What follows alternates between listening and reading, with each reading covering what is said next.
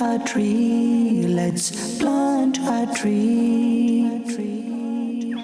আজও আমরা যখন কোনো গ্রামের বাড়িতে যাই কিংবা কোনো বাগানে গিয়ে ফল খাই, তখন জিজ্ঞেস করি এই গাছটি কে লাগিয়েছে?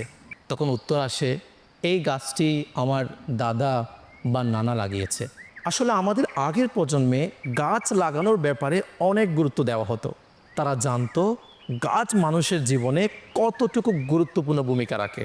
আমাদের প্রিয় নবী সাল্লাল্লাহু আলাইহি ওয়াসাল্লাম ইরশাদ করেন, যেই ব্যক্তি কারো হক নষ্ট করা ব্যতীত একটি গাছ রোপণ করলো এবং ওই গাছ থেকে আল্লাহ পাকের সৃষ্টি জগতের একটি প্রাণীও উপকৃত হলো, আর এর সদকায় ওই ব্যক্তির আমল নামায় সওয়াব লেখা হবে। কতই না উত্তম একটি শিক্ষা! একবার ভাবুন তো, কেউ একজন একটি গাছ রোপণ করেছে এবং ওই গাছ থেকে মানুষ ফল খাচ্ছে। কেউ একজন প্রখর রোদের মধ্যে এত বড় গাছের নিচে বসে ছায়া নিচ্ছে, আর এই সওয়াব ওই ব্যক্তির আমল নামায় চলে যাচ্ছে। তাই দেরি না করে আজই একটি চারা লাগান।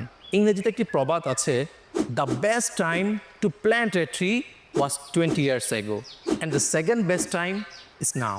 অর্থাৎ গাছ লাগানোর সবচেয়ে উত্তম সময় ছিল 20 বছর আগে, আর দ্বিতীয় উত্তম সময় হচ্ছে আজই, এখনই। তাই আসুন সবাই একসাথে বলি, চারা রোপণ করুন, গাছে পরিণত করুন।